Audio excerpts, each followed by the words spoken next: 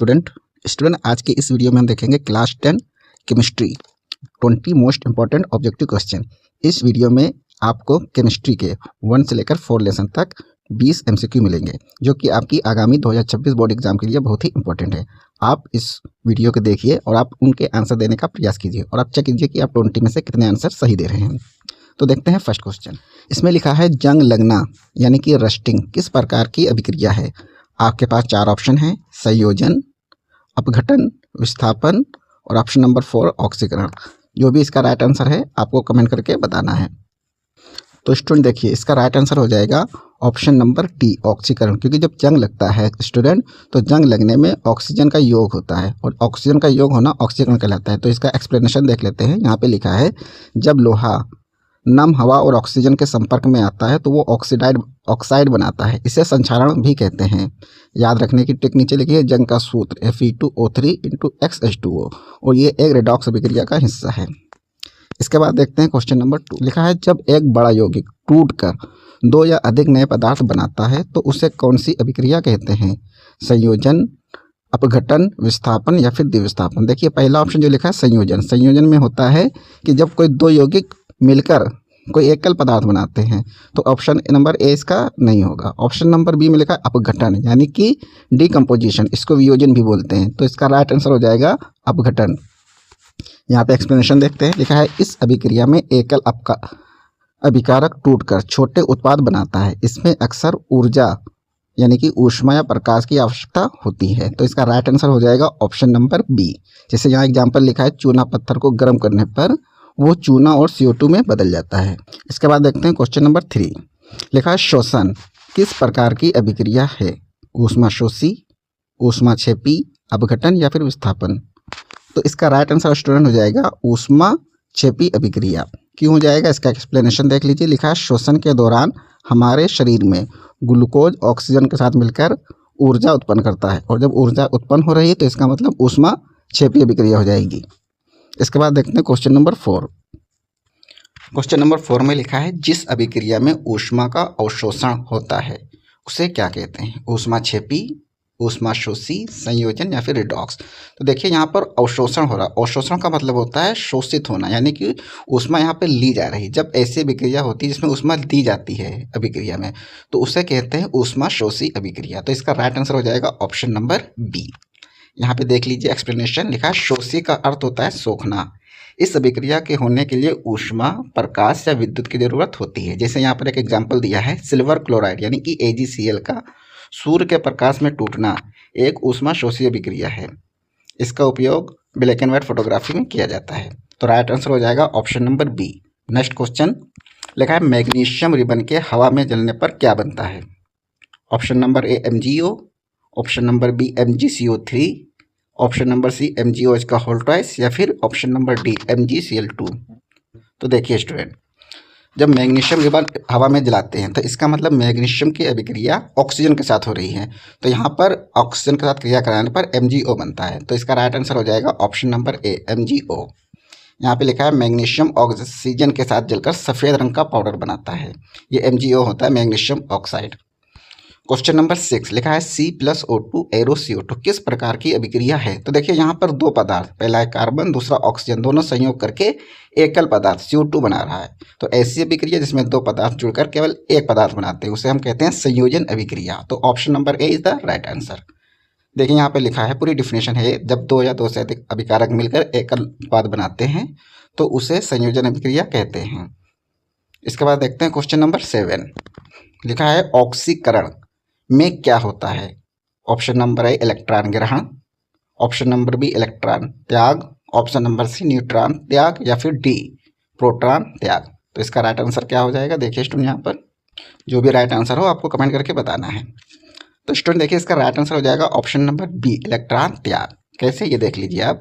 एक रासायनिक अभिक्रिया में जब कोई तत्व इलेक्ट्रॉन खो देता है यानी कि उसमें से इलेक्ट्रॉन लूज हो जाते हैं तो उसका ऑक्सीकरण होता है। तो ऑप्शन नंबर बी इसके हिसाब से सही हो जाएगा, इलेक्ट्रॉन त्याग होना।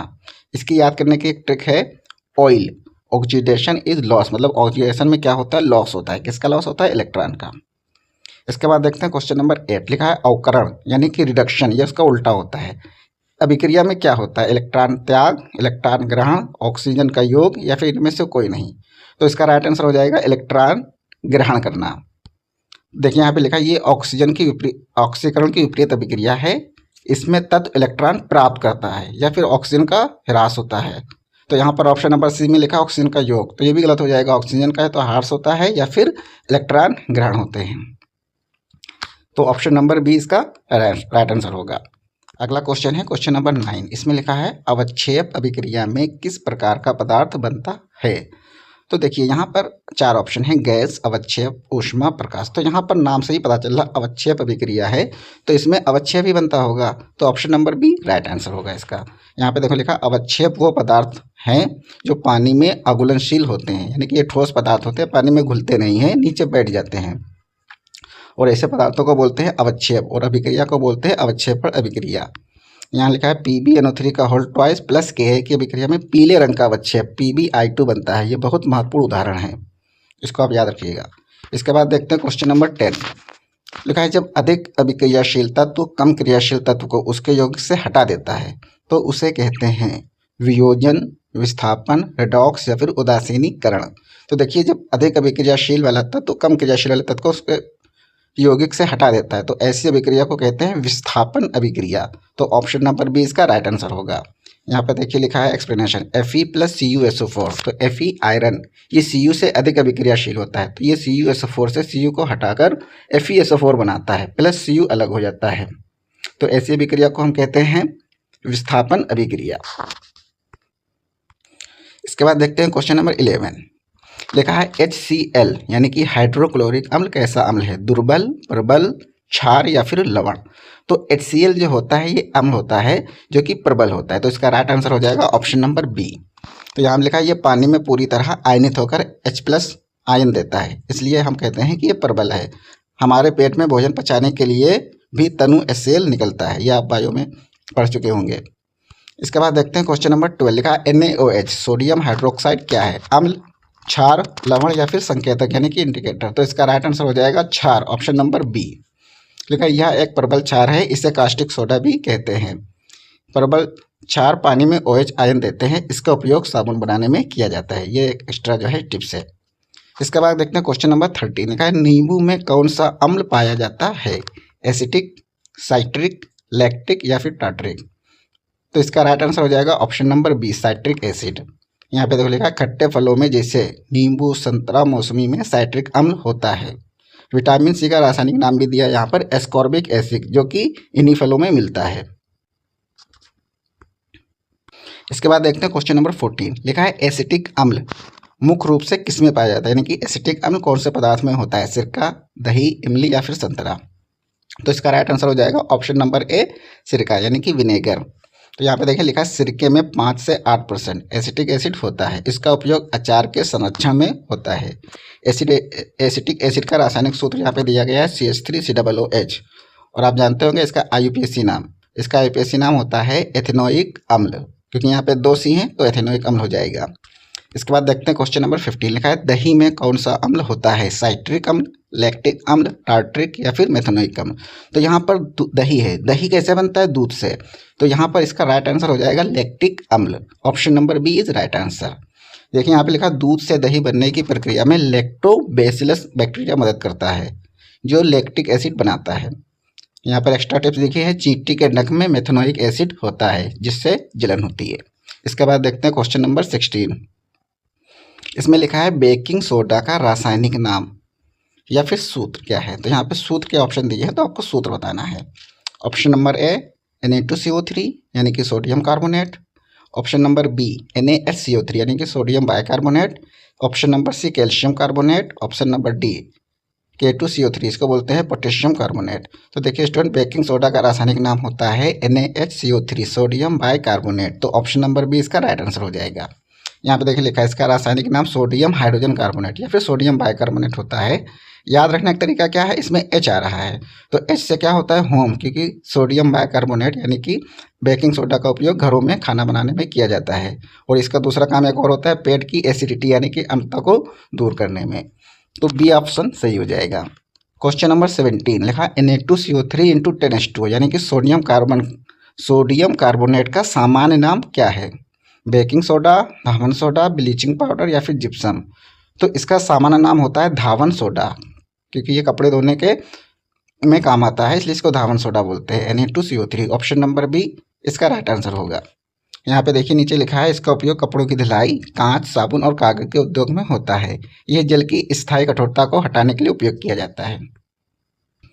इसके बाद देखते हैं क्वेश्चन नंबर 18। लिखा है संगमरमर, चूना पत्थर और चाक का रासायनिक सूत्र क्या होता है? क्योंकि इन तीनों का रासायनिक सूत्र सेम होता है, इसलिए तीनों के नाम दिए हैं।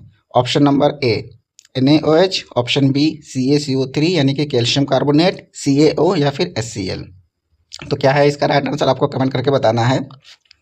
तो स्टूडेंट देखिए इसका राइट आंसर हो जाएगा ऑप्शन नंबर बी CaCO3 यानी कि कैल्शियम कार्बोनेट। देखिए यहाँ पर लिखा है यह प्रकृति में चूना पत्थर के रूप में पाया जाता है। अंडे का छिलका भी इसी से बना होता है। CaO को बिना बुझा चूना भी कहते हैं, इसमें आप कंफ्यूज ना हो, और CaCO3 होता है चूना पत्थर। तो option number B is right answer. इसके बाद है क्वेश्चन नंबर 19। ये pH स्केल से रिलेटेड है। लिखा है यदि किसी विलयन का pH मान 7 है तो वह कैसा होगा? तो देखिए स्टूडेंट, अगर pH मान 7 है तो यहाँ पर सबसे पहले हम समझते हैं कि pH स्केल में नंबर की होता क्या सिस्टम। अगर pH मान 7 से कम है यानी कि 6 है, 5.5 है या 0 तक, तो ये विलयन होते हैं अम्लीय। अगर 7 से ज़्यादा है, 8 से लेकर 14 तक, तो ये क्षारक होता है। लेकिन अगर पूरा 7 है तो ये ना तो अम्ल होता है ना तो क्षारक होता है, ये उदासीन होते हैं, जिनको हम न्यूट्रल बोलते हैं। तो इसका राइट आंसर हो जाएगा ऑप्शन नंबर सी उदासीन, क्योंकि इसका pH मान 7 है।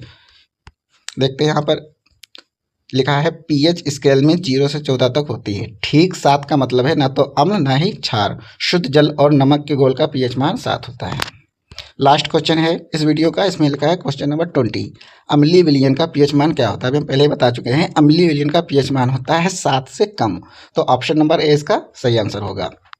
यहाँ पे देखिए लिखा फिर से है pH मान जितना कम होगा 0 के करीब, अम्ल उतना ही प्रबल होगा। 7 से अधिक pH क्षारीय होता है। हमारा रक्त हल्का क्षारीय होता है, pH मान उसका होता है 7.0। तो इस तरीके से 20 क्वेश्चन, जो कि बहुत ही इंपॉर्टेंट है, यहाँ पर केवल केमिस्ट्री के क्वेश्चन लिए गए थे। ये आपका, तो इस तरीके से स्टूडेंट इस वीडियो में हमने केमिस्ट्री के 20 बहुत ही इंपॉर्टेंट क्वेश्चन लिए थे। अगर आपको वीडियो अच्छी लगी है तो उसको लाइक करके शेयर कर दीजिएगा और हमारे चैनल को सब्सक्राइब कर दीजिएगा। Thank you.